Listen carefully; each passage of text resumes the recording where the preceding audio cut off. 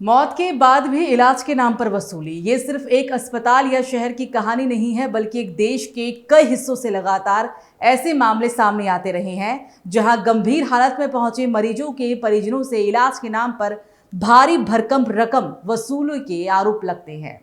पटना के इस मामले ने एक बार फिर स्वास्थ्य व्यवस्था और निजी अस्पतालों की कार्य प्रणाली पर बड़े सवाल खड़े कर दिए हैं। बिहार की राजधानी पटना के राजा बाजार स्थित पारस अस्पताल के बाहर सोमवार को उस समय हालात बेकाबू हो गए थे जब एक 15 वर्षीय किशोर विशाल की मौत के बाद उसके परिजनों का गुस्सा फूट पड़ा।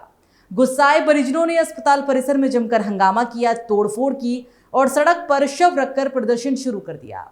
प्रत्यक्षदर्शियों के मुताबिक स्थिति इतनी तनावपूर्ण हो गई कि अस्पताल परिसर में अफरा तफरी मच गई। परिजनों ने अस्पताल के शीशे तोड़ दिए, गमले फेंक दिए और वहां खड़ी कुछ गाड़ियों को भी नुकसान पहुंचाया। मौके पर मौजूद सुरक्षाकर्मी और बाद में पहुंची पुलिस ने हालात संभालने की तमाम कोशिश की, लेकिन काफी देर तक स्थिति नियंत्रण से बाहर ही रही। परिजनों का आरोप है कि विशाल को अस्पताल में भर्ती कराने के बाद वेंटिलेटर पर रखकर लगातार भारी भरकम पैसे वसूले जा रहे थे। उनका यह भी कहना है कि इलाज के दौरान गंभीर लापरवाही की गई, जिसकी वजह से बच्चे की जान चली गई। सबसे गंभीर आरोपों में यह भी शामिल है कि अस्पताल प्रबंधन की ओर से गलत तरीके से पैसे लिए गए और इलाज में गंभीर चूक हुई। परिजनों ने यह भी दावा किया कि उन्हें पूरी जानकारी नहीं दी गई और हालत बिगड़ने के बावजूद समय पर उचित इलाज नहीं दिया गया। गुस्साए परिजनों ने अस्पताल प्रबंधन पर सीधा आरोप लगाते हुए कहा कि अगर समय पर सही इलाज मिलता तो विशाल की जान बचाई जा सकती थी। इस बीच कुछ परिजनों ने बेहद गंभीर आरोप लगाते हुए ये तक कहा कि इलाज के दौरान उनके बच्चे के शरीर से अंगों को लेकर भी आशंका जताई और ये भी कहा कि उनके बच्चे की किडनी तक निकाल ली गई है। हालांकि इस दावे की अभी तक किसी आधिकारिक स्तर पर पुष्टि नहीं हुई है। ये आरोप सामने आने के बाद मामला और ज्यादा संवेदनशील हो गया है। घटना के समय बड़ी संख्या में लोग अस्पताल के बाहर जमा हो गए और देखते ही देखते माहौल तनावपूर्ण हो गया और सड़क पर जाम जैसी स्थिति भी बन गई। आक्रोशित लोग लगातार अस्पताल प्रबंधन के खिलाफ नारेबाजी करते रहे। सूचना मिलने के बाद मौके पर पहुंची पुलिस ने स्थिति को नियंत्रित करने की तमाम कोशिशें की, लेकिन परिजनों का गुस्सा इतना ज्यादा था कि पुलिस के सामने भी हंगामा जारी ही रहा।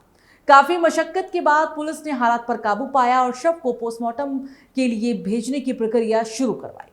स्थानीय प्रशासन का कहना है कि पूरे मामले की गंभीरता से जांच हो रही है। पुलिस अस्पताल में इलाज के रिकॉर्ड, बिलिंग सिस्टम और मेडिकल रिपोर्ट्स की जांच कर रही है ताकि ये पता लगाया जा सके कि इलाज में किसी तरह की लापरवाही या अनियमितता हुई है या नहीं।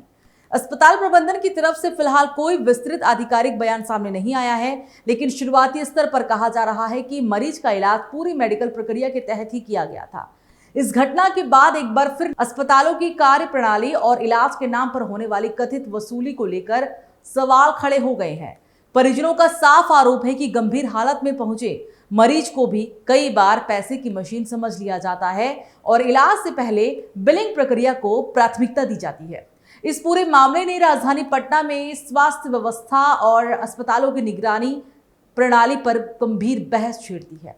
आम लोग भी सवाल उठा रहे हैं कि क्या वाकई अस्पताल मरीजों की जान बचाने के लिए काम कर रहे हैं या फिर इलाज एक व्यापार बन चुका है। फिलहाल पुलिस ने मामला दर्ज कर लिया है और सभी पहलुओं पर जांच जारी है। पोस्टमार्टम रिपोर्ट और मेडिकल रिकॉर्ड्स आने के बाद ही ये साफ हो पाएगा कि विशाल की मौत किन परिस्थितियों में हुई या इसमें लापरवाही या अन्य किसी गंभीर चूक की भूमिका थी। पटना की यह घटना केवल एक दर्दनाक हादसा नहीं बल्कि एक बड़े सिस्टम पर सवाल खड़े करती है। जिस तरह से परिजनों ने इलाज में लापरवाही और वसूली के आरोप लगाए हैं और वो ये सोचने पर मजबूर करता है कि क्या देश में स्वास्थ्य सेवाएं पूरी तरह व्यापार का रूप ले चुकी हैं। आज देश के कई हिस्सों से समय समय पर ऐसे मामले सामने आते रहे हैं जहां गंभीर मरीजों को बचाने के नाम पर परिजनों से लगातार पैसे वसूले जाने के आरोप लगते हैं और कई बार तो मौत के बाद भी बिलिंग और वसूली की प्रक्रिया जारी रहने की शिकायतें सामने आती है। ये मामला सिर्फ एक अस्पताल तक सीमित नहीं है बल्कि ये पूरे हेल्थ केयर सिस्टम की पारदर्शिता और जवाबदेही पर सवाल खड़े करता है। जरूरत इस बात की है कि ऐसे मामलों की सख्त जांच हो और इलाज के नाम पर किसी भी तरह की अवैध वसूली पर रोक लगे ताकि मरीजों और उनके परिवारों का भरोसा इस व्यवस्था पर बना रहे।